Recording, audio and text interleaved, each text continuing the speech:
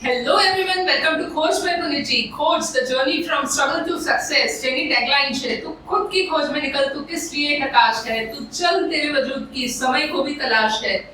Podcast जो सारे journeys को स्ट्रगल से सक्सेस तक की जर्नी को डिस्क्राइब करता है और उसमें भी अगर वाइब्रेंट और डायनामिक पर्सनालिटीज आते हैं तो फिर हमें इंस्पिरेशन या मोटिवेशन मिलता है कि लाइफ कैसे जीनी है।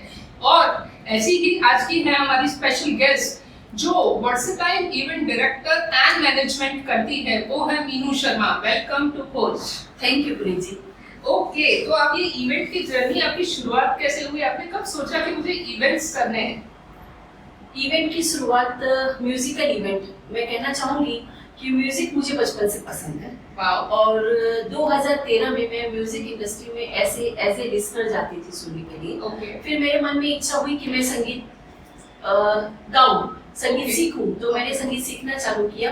2013 से 2017 तक मैंने संगीत सीखा। विशारद की 5 एग्जाम मैंने दी है।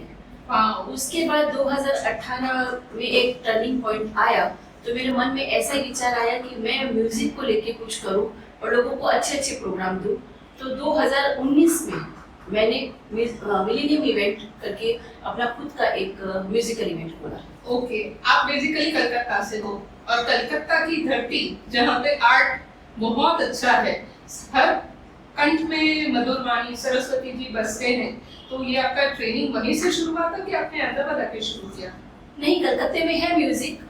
जैसे अपने किशोर जी हैं, कुमार सानू जी हैं, सब कलकत्ते, श्रेया घोषाल जी हैं, बड़े बड़े लीजेंड जो है वो सब कलकत्ता बेसी है। तो आप सही कहते हैं, रविंद्र सदन या रविंद्र जैन जो भी है म्यूजिक, वहाँ कलकत्ते में बहुत अच्छा म्यूजिक होता है। लेकिन सीखना चाहती थी, लेकिन कलकत्ते में पूरा नहीं हुआ मेरा सपना। मेरा सपना अहमदाबाद में आके 2013 से 2017 तक पूरा हुआ। वाओ, लेकिन इसमें आसान तो नहीं रहा होगा ये सफर। कुछ ना कुछ चैलेंजेस तो आए होंगे, कुछ ना कुछ रुकावटें आई होगी, क्योंकि आप एक मैरिड वुमेन हो, समाज है, परिवार है और घर के साथ साथ अपने करियर को मैनेज करना इतना आसान तो नहीं होता। नहीं, आसान तो नहीं रहा। हाँ, लेकिन जैसे घर को संभालना और फिर अपने जो बचे हुए टाइम है, जैसे फीमेल दिन में सोना प्रेफर करती है, तो वो सब मैंने छोड़ के मैंने सोचा मैं क्लास करूं और मैं म्यूजिक सीखूं। फिर इस तरह मैं लोगों को देखते देखते अंदर से ऐसी मतलब इच्छा हुई कि जो प्रोग्राम मेरे माइंड में जमता है कि भाई मैं इस प्रोग्राम को इस तरह से करूं, ये प्रोग्राम इस तरह से होता है, तो मैं खुद कुछ प्रेजेंट करूं लोगों को, कुछ अच्छे से प्रोग्राम मैं दूं। तो मेरी इच्छा हुई कि मैं खुद एक ऑर्गेनाइजर बनूंगी और मिलेनियम इवेंट नाम से ये प्रोग्राम करूंगी। और अपने म्यूजिक को पसंद किया। म्यूजिक तो मेडिटेशन बोला जाता है। हाँ, बिल्कुल बिल्कुल। जैसे हम जानते हैं कि रफी कोई भी हॉस्पिटल में, जैसे एक समय कहा गया है कि एक पेशेंट थे जिन्होंने रफी साहब के सॉन्ग सुनकर वो वापस परफेक्ट हो गए, मतलब बहुत अच्छी, बहुत जल्दी खड़े हो गए। तो एक मेडिटेशन भी है म्यूजिक। राइट। तो इस हिसाब से मुझे बहुत पसंद है म्यूजिक। राइट। कलकत्ता का म्यूजिक ज्यादा पसंद है या गुजरात का म्यूजिक ज्यादा पसंद है? कलकत्ते में ज्यादा आपको शास्त्रीय संगीत बंगाली लोग जिस तरह से गाते हैं वो मिलता है, लेकिन अहमदाबाद में आप बॉलीवुड और ये कर सकते हैं, फोक भी कर सकते हैं, राजस्थानी भी कर सकते हैं। जिस तरह से आपको काम मिलता है तो हर तरह के यहाँ पे गाने गा सकते हैं। तो अच्छा लगता है, मजा आता है। अहमदाबाद में ज्यादा मजा। आपका मूड ज्यादा पसंद क्या करता है, शास्त्रीय या गरबा? मेरा क्लासिकल मुझे ज्यादा अच्छा लगता है, शास्त्रीय मुझे ज्यादा अच्छा लगता है। हाँ, मैं सबसे अहमदाबाद नहीं रही, इसीलिए मुझे गरबा नहीं आता, गुजराती नहीं। ओके, अब तक आपने किस प्रकार के इवेंट्स किए हैं? मैंने इवेंट्स आप बोल सकते हैं, जैसे मिलेनियम इवेंट मेरा है, म्यूजिकल इवेंट, वो मैंने किया है। इसमें प्रोफेशनल भी मैं काम करती हूँ। जैसे मुझे कहीं से मिलता है कि भाई आज बर्थडे पार्टी है या मैरिज है, तो ये सब इवेंट मैं करती हूँ। दूसरा मैं हाउसी भी इवेंट करती हूँ। तीसरा मैंने एग्जीबिशन भी इवेंट किया है 2-3, तो सब सक्सेसफुल गया है। और जिसमें मुझे आपका आशीर्वाद, पुनीत जी का आशीर्वाद हमेशा साथ में मिला है, तो आई एम वेरी हैप्पी।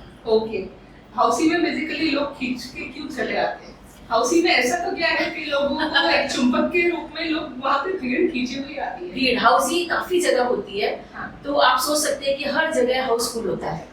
पहली बात ये है कि गुजरात में कई फीमेल ऐसी है जो दिन का टाइम स्पेंड करना चाहती है। हाँ। तो उन्हें किसी को म्यूजिक पसंद नहीं है, किसी को नहीं, लेकिन हाउसी एक ऐसा गेम है जिसमें औरतें, पता नहीं क्यों, मैं खुद सोच रही हूँ कि सब ऐसा क्यों खींच के चली आती है। आप कैसे भी हाउसी रखो, चाहे आप पैसे से हाउसी रखो या आप गिफ्ट से हाउसी रखो, लेकिन सारी फीमेल आएगी आएगी आएगी। ओके, अब तक ऐसा कौन सा बड़ा इवेंट था जिससे आपके लाइफ में पूरा टर्निंग पॉइंट आ गया?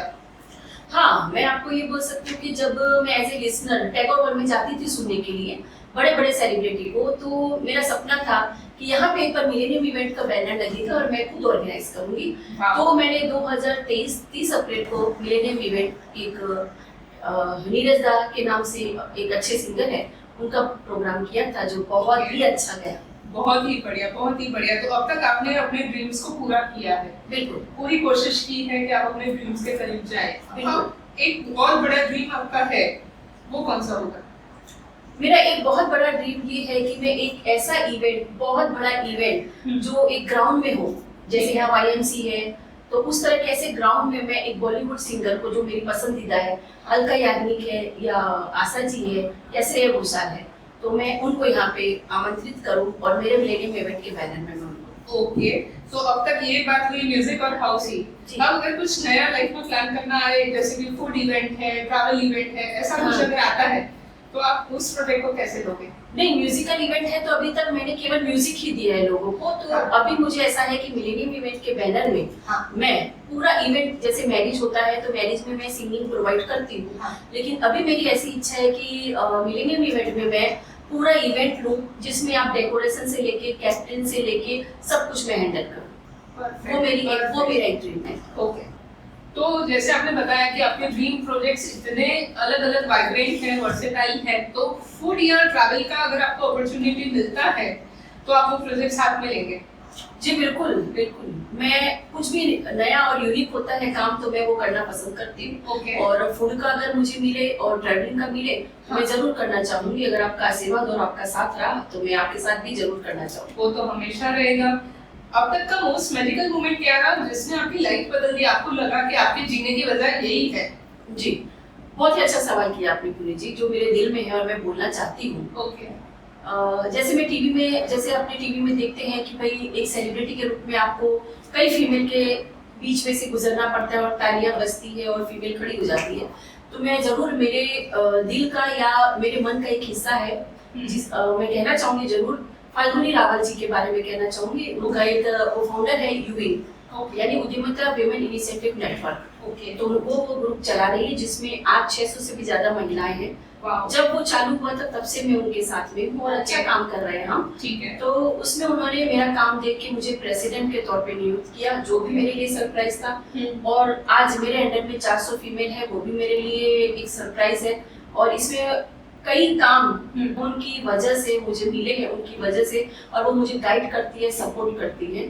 तो अच्छा लगता है कि मुझे मुझे दुनिया की सारी फीमेल जाने मीनू शर्मा ये काम कर रही है। क्या बात है। मिलेनियम इवेंट तो है ही, यूविंग है ही, और कुछ नया भी करना है जिसमें मीनू शर्मा का नाम हो। और मीनू शर्मा जब गाना गाती है और लोग तालियां बजाते हैं तब कैसा फील होता है? हाँ, ये भी आपने अच्छा किया। मैंने क्लासिकल सीखा तो मेरा सिग्नेचर सॉन्ग होता है मेघा छाए आधी रात, और मैंने बीच में अभी 5 साल गाना छोड़ दिया था ऑर्गेनाइजर के हिसाब से कि मैं ऑर्गेनाइज कर रही हूँ। लेकिन अभी कुछ समय पहले की बात है कि जब मुझे ओपनिंग करना था और मैंने गाया था तुम्ही मेरे मंदिर, तो यहाँ के नौशाद जी लाइटवाला जो है गजल सम्राट जिन्हें हम कहते हैं, उनके मुंह से तारीफ निकली, यानी कि आपने बहुत बेस्ट गाया है। तो मेरे लिए वो पल बहुत ही अच्छा है। सुपर। अब हम जाते हैं रैपिड फायर पे। मीनू जी को साड़ी पहनना पसंद है या one piece gown party wear? Sari. Sari India को रिप्रेजेंट करते हो आप, ट्रेडिशन को रिप्रेजेंट। गोल्ड थीम पे आप इवेंट करना चाहेंगे या पेस्टल थीम पे?